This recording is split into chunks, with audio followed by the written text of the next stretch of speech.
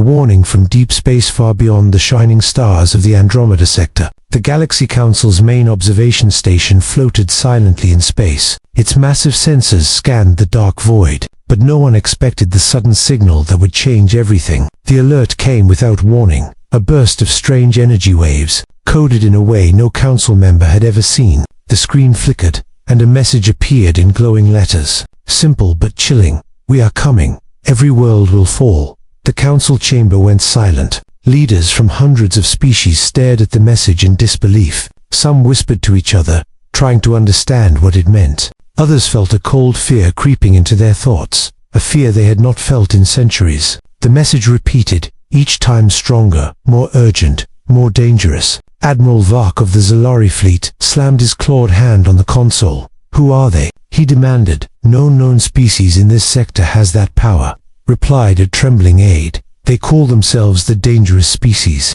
said another council member. "They destroy civilizations. They leave nothing behind. They are merciless." The words hung in the air like a heavy storm cloud. Every species in the room understood the danger immediately. The council had dealt with threats before, but this was different. They had seen ships explode, planets crumble, but the voice in the message carried an unshakable promise of death. One of the council members, a tall, thin creature with pale green skin, spoke carefully. "They have attacked beyond their own borders. Their fleet is enormous. If we do not act, we will all be gone." A murmur ran through the chamber, a mix of panic and disbelief. No one wanted to accept that the galaxy was facing something unstoppable. Plans were drawn, holograms flickered, and the council debated strategies, but fear made clear thought almost impossible. Then a young council aide whispered a line that made everyone pause. "There is one species they have never seen before." The chamber went quiet, the tension so thick it could be cut with a knife. All eyes turned to the hologram showing the remote worlds of the human systems. The humans, known as Death, were infamous for surviving impossible conditions, harsh planets, and constant wars. They were feared, even by the most powerful fleets, for their toughness and unpredictability. A senior council member leaned forward, voice shaking. "Perhaps humans are the only hope." Others gasped, some laughed nervously, and a few shook their heads. "They are violent, they are unstable, they are a threat to everyone." Yet the warning from deep space left no other choice. The dangerous species was coming, and the galaxy was unprepared. Sensors showed flashes of energy, alien ships entering subspace, moving silently but with intent. The council members could feel the tension, a silent storm of panic and urgency. Time was running out, and every moment wasted could cost entire civilizations. Finally, the head of the council, a wise and ancient being named Theral, raised his hand. "We must contact the humans," he said firmly. "They are our last chance to survive." And so, the message that traveled across light years reached the worlds of humans. Little did the galaxy know, humans were not just survivors. There was something far more dangerous than any fleet. As the council prepared their desperate plea for help, the stars outside the station twinkled silently. Unaware of the coming storm, the humans slept, unaware that soon the fate of the galaxy would rest in their hands. Far across the galaxy, on a planet called the humans lived as they always had, a world of harsh deserts, high gravity, and storms that could tear mountains apart. The humans were used to danger, their bodies strong, their minds sharper than any council expected. They built cities from stone and metal, but nothing could protect them from the constant tests of their world. The council's message arrived suddenly, a small hologram flickering in the center of the human command hall. Admiral Kane, a tall man with scars crossing his face, stared at the council's plea calmly. Around him, his officers whispered nervously, "Why do they ask for our help now?" "The galaxy never wanted us before," said one. "Because this time, everyone is scared," Kane replied, his voice steady. The humans had always been considered violent, unstable, and reckless. But now, the galaxy needed the very species it had ignored for centuries, the dangerous species. The council warned, was approaching fast. Entire worlds would fall if someone did not stop them. Humans listened quietly, assessing the situation, calculating risks, and preparing strategies. Kane turned to his fleet, a group of ships built for war and survival. "These are civilians among the stars," he said. "We do not risk them unless absolutely necessary." Council members were shocked. The humans did not react with fear or arrogance. They reacted with precision and care, a combination few species could understand. They asked simple questions. Who will be on the front lines? How many of their ships carry weapons? Do we have time to evacuate the innocent? Every answer shaped Kane's decision. Finally, he stood and faced the human fleet. We will move, he said calmly. But know this, no harm will come to civilians while we fight. The officers nodded, respect and fear mixing in their eyes. This was not the recklessness the galaxy expected. This was something stronger, something terrifying in its control. The humans left Therax silently, their ships disappearing into the black void of space. The dangerous species had no idea of the power approaching. Alien scouts reported the humans as weak, small ships, unarmored, and seemingly slow. They laughed, thinking the humans were an easy target. But humans never revealed their full strength immediately. They moved like shadows, calculating, patient, ready for the moment to strike. Inside the flagship, Kane's crew worked with perfect synchronization. Every weapon checked, every shield reinforced, every strategy memorized. Humans were dangerous, not because they sought war, but because they survived it every day. Their worlds forced them to adapt, to fight, and to protect each other at all costs. The dangerous species would soon learn the true meaning of a deathworld. As the council watched, holding their breath, Kane sent a simple message back. We move for the galaxy, but we answer only to our own code. The council members realized that humans were not just another fleet. They were something no one else had ever seen. The galaxy had ignored them, underestimated them, and now, it was about to witness their full power. Outside, in the void of space, alien scouts approached, unaware of the storm waiting for them. And deep inside the human fleet, Kane smiled quietly. They think we are just another species, he said. They will learn otherwise soon. The deathworld fleet moved. The human fleet moved silently through the black expanse of space. Ships of every size gliding like shadows among the stars. Heavy armor, dark hulls, and engines humming with quiet power. Alien scouts watched from afar, underestimating the humans completely. They are weak, their commander laughed. They come from a harsh world, but they cannot fight a real fleet. Inside the flagship, Admiral Kane stood on the bridge. His eyes scanned the instruments, calm and focused. Every crew member moved with precision. Not a word was wasted, not a motion unnecessary. They had fought like this on their own world countless times. Surviving storms, predators, and rivals had made them unstoppable in control and strategy. Alien scouts sent messages back to their fleet. They are not armed, just small ships, the dangerous species prepared to strike first, confident in their victory. But the humans had no need to strike immediately. They waited, silent, patient, letting the aliens overreach. Every ship in the human fleet was positioned for maximum effect, like predators surrounding prey, yet careful not to provoke panic too soon. Council observers trembled as they watched from their distant station. They have never done this before, one muttered. They always attack recklessly, but the humans were different. They measured, calculated, and moved only when necessary. Their patience made them far more dangerous than anyone expected. Suddenly, a small alien patrol approached the fleet, scanning the human ships, confident in their superiority. One scout ventured too close, curious about the silent ships. Without warning, human sensors locked on. A single shot fired, precise and controlled. The scout ship exploded instantly, torn apart by unknown technology. The other alien scouts froze, realizing too late their mistake. Inside the alien fleet, panic began to spread. They have weapons, hidden weapons, the commander shouted, but it was already too late.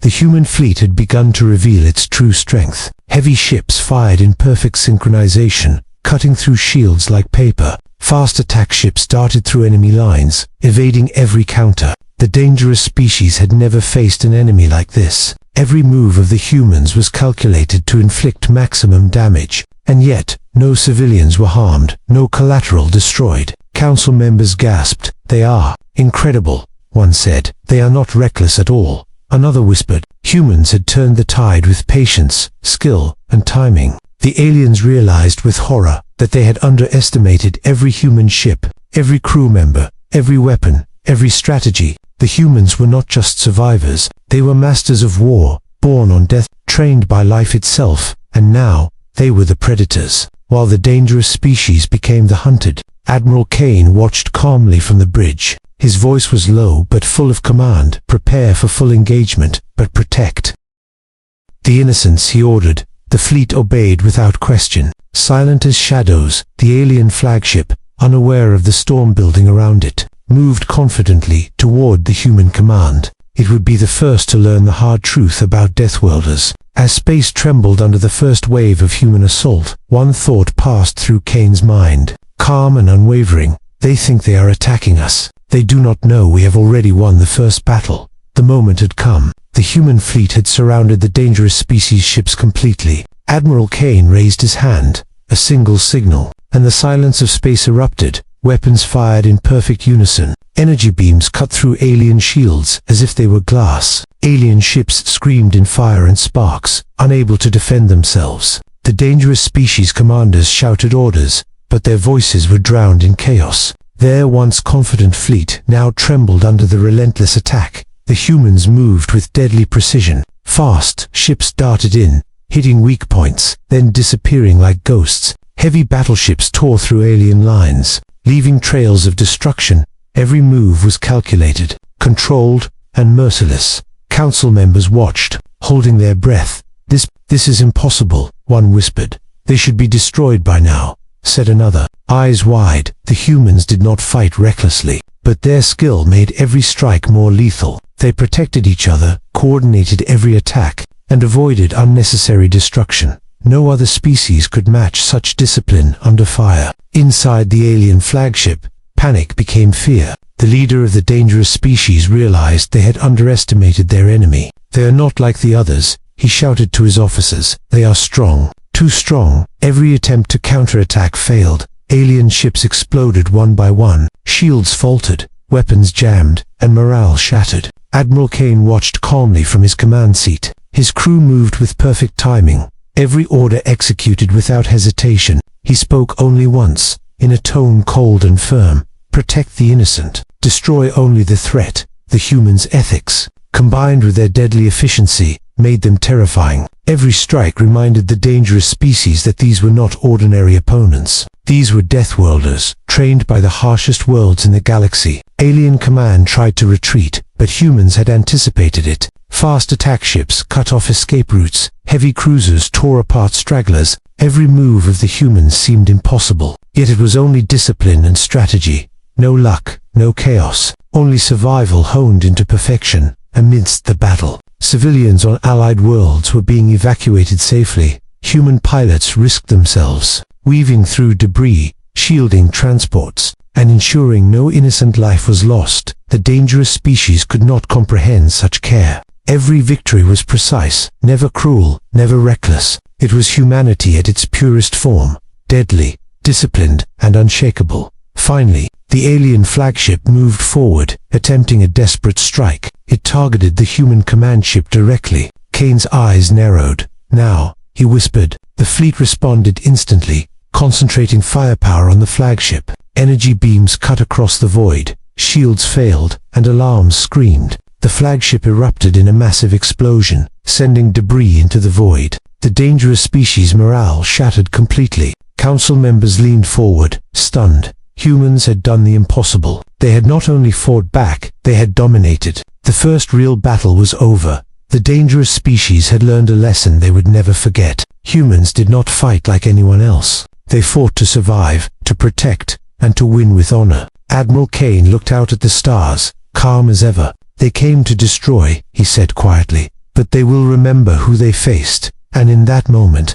the galaxy understood something very important. The humans of Tharax were no ordinary species. They were the predators of the stars, born on deathworlds, and now, no fleet would ever underestimate them again. The battle was over. The dangerous species fleet was shattered, scattered like broken stars. Admiral Kane's flagship drifted silently among the wreckage. The humans had won, but it was not victory alone that defined them. It was why they fought, and what they fought to protect. The captured alien leader floated in the holding chamber, shackled and stunned. He looked at Kane with fear and disbelief.